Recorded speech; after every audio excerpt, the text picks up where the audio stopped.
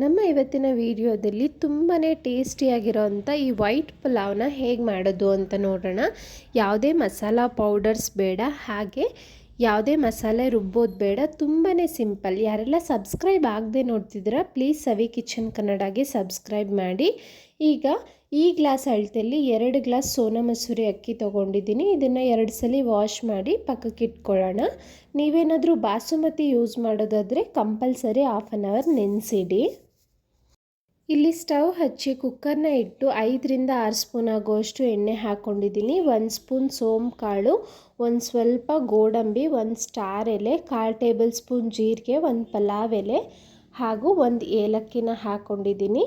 ಆ ಎಣ್ಣೆಲಿ 30 ಸೆಕೆಂಡ್ ಬಿಡೋಣ, ಹಾಗೆ ಆ ಫ್ಲೇವರ್ ಎಲ್ಲ ಬಿಟ್ಕೊಳ್ಳುತ್ತೆ. ಆನಂತರ ಇಲ್ಲಿ 1 ಮೀಡಿಯಮ್ ಸೈಜ್ ಈರುಳ್ಳಿನ ಕಟ್ ಮಾಡಿ ಸೇರಿಸ್ಕೊಳ್ತಾ ಇದ್ದೀನಿ. ಈರುಳ್ಳಿ 2 ನಿಮಿಷ ಚೆನ್ನಾಗಿ ಫ್ರೈ ಮಾಡ್ಕೊಳ್ಳೋಣ. ನಮಗೆ ಕಂಪ್ಲೀಟ್ ಗೋಲ್ಡನ್ ಬ್ರೌನ್ ಆಗಬೇಕು.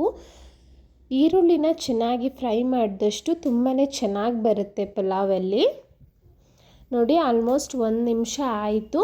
ಕಂದು ಬಣ್ಣ ಬರೋದಕ್ಕೆ ಶುರು ಆಗಿದೆ. ಇದು ಇನ್ನೂ ಡೀಪ್ ಫ್ರೈ ಮಾಡೋದ್ರಿಂದ ನಮಗೆ ಆ ಗೋಲ್ಡನ್ ಬ್ರೌನ್ ಅನ್ನೋದು ಪರ್ಫೆಕ್ಟಾಗಿ ಬರುತ್ತೆ. ಹೀಗೆ ಫ್ರೈ ಮಾಡ್ತಾ ಮಾಡ್ತಾ ಇಲ್ಲಿ ಖಾರಕ್ಕೆ ತಕ್ಕಂತೆ ಹಸಿಮೆಣಸಿನ್ಕಾಯಿನ ಹಾಕಬೇಕು. ಯಾವುದೇ ರೀತಿ ನಾವು ಪೌಡರ್ಸ್ನ ಯೂಸ್ ಮಾಡ್ತಿಲ್ವಲ್ಲ, ಸೊ ಖಾರ ನೋಡಿಕೊಂಡು ಹಾಕ್ಕೊಳ್ಳಿ. ನಾನಿಲ್ಲಿ 7 ಹಸಿಮೆಣಸಿನಕಾಯಿನ ಹಾಕ್ಕೊಂಡು ಎಣ್ಣೆಯಲ್ಲಿ ಫ್ರೈ ಮಾಡ್ತಾಯಿದ್ದೀನಿ. ಆ ಖಾರ ಎಲ್ಲ ಬಿಟ್ಕೊಳ್ಳುತ್ತೆ. ಆಗ ಒಂದು 10 ಎಸಳು ಬೆಳ್ಳುಳ್ಳಿ, 1 ಇಂಚು ಶುಂಠಿನ ಚೆನ್ನಾಗಿ ಕುಟ್ಟಿ ಹಾಕ್ಕೊಂಡಿದ್ದೀನಿ. ಫ್ರೆಶ್ಶಾಗಿ ಹಾಕೋದ್ರಿಂದ ಆ ಫ್ಲೇವರ್ ತುಂಬಾ ಚೆನ್ನಾಗಿರುತ್ತಲ್ಲ, ಅದಕ್ಕೋಸ್ಕರ ನೀವು ಶುಂಠಿ ಬೆಳ್ಳುಳ್ಳಿ ಪೇಸ್ಟ್ ಇದ್ದರೂ ಸಹ ಹಾಕ್ಕೊಳ್ಬೋದು. ಹಸಿ ಸ್ಮೆಲ್ ಹೋಗೋವರೆಗೂ ಫ್ರೈ ಮಾಡ್ಕೊಳ್ಳೋಣ 1 ನಿಮಿಷ. ಈಗ ಯಾವುದೇ ರೀತಿ ತರಕಾರಿ ಬೇಕಾದರೂ ಹಾಕೋಬೋದು. ನಾನು ಸ್ವಲ್ಪ ಹಸಿ ಬಟಾಣಿ, ಬೀನ್ಸು, ಕ್ಯಾರೆಟು, ಆಲೂಗಡ್ಡೆ ಸೇರಿಸ್ಕೊಂಡಿದ್ದೀನಿ. ರುಚಿಗೆ ತಕ್ಕಷ್ಟು ಉಪ್ಪನ್ನು ಹಾಕ್ಕೊಂಡಿದ್ದೀನಿ. ತರಕಾರಿಗೆ ಉಪ್ಪು ಹಾಕೋದ್ರಿಂದ ಉಪ್ಪೆಲ್ಲ ಚೆನ್ನಾಗಿ ಹಿಡಿಯುತ್ತೆ. ಹಾಗೆ ತರಕಾರಿನ ಈ ರೀತಿ ಆಯಿಲಲ್ಲಿ ಫ್ರೈ ಮಾಡೋದ್ರಿಂದ ನಮಗೆ ಆ ತರಕಾರಿ ಕ್ರಂಚಿಯಾಗಿ ಬಾಯಿಗೆ ಸಿಗುತ್ತೆ, ತುಂಬ ಚೆನ್ನಾಗಿರುತ್ತೆ ಬೆಂದಮೇಲೆ. ಅದಕ್ಕೋಸ್ಕರ ಈ ರೀತಿ ಆಯಿಲಲ್ಲಿ 1 ನಿಮಿಷಗಳ ಕಾಲ ಫ್ರೈ ಮಾಡಿದ್ಮೇಲೆ ಇಲ್ಲಿ 1 ಮೀಡಿಯಮ್ ಸೈಜ್ ಟೊಮೆಟೊನ ಹಾಕ್ಕೊಳ್ತಾ ಇದ್ದೀನಿ. ನಂತರ 1 ಹಿಡಿ ಆಗೋಷ್ಟು ಪುದೀನನ ಸಣ್ಣ ಸಣ್ಣದಾಗಿ ಕಟ್ ಮಾಡಿ ಸೇರಿಸ್ಕೊಂಡು 2 ನಿಮಿಷ ಫ್ರೈ ಮಾಡ್ಕೊಳ್ಳೋಣ. ಇದರಿಂದ ಟೊಮೆಟೊನೂ ಸಾಫ್ಟ್ ಆಗುತ್ತೆ, ಹಾಗೆ ಆ ಪುದೀನದು ಹಸಿ ಸ್ಮೆಲ್ಲೆಲ್ಲ ಏನಿದೆ ಅದೆಲ್ಲ ಹೋಗುತ್ತೆ. ಈಗ ಈ ತರಕಾರಿಗೆ ನಾನು 1 ಸ್ಪೂನ್ ಆಗೋಷ್ಟು ತುಪ್ಪನ ಹಾಕ್ತಾ ಇದ್ದೀನಿ. ತುಪ್ಪದ ಫ್ಲೇವರ್ ತುಂಬಾ ಚೆನ್ನಾಗಿ ಎನ್ಹ್ಯಾನ್ಸ್ ಆಗುತ್ತೆ, ಅದರಿಂದ ತರಕಾರಿಗೆ ಹಾಕ್ಕೊಳ್ತಾ ಇದ್ದೀನಿ. ಈಗ ತರಕಾರಿ, ಟೊಮೆಟೊ ಎಲ್ಲವೂ ಪರ್ಫೆಕ್ಟಾಗಿ ಫ್ರೈ ಆಗಿದೆ. ಇಲ್ಲಿ 2 ಗ್ಲಾಸ್ ಅಕ್ಕಿಗೆ ನಾನು 4 ಗ್ಲಾಸ್ ನೀರು ಹಾಕಬೇಕಲ್ವಾ.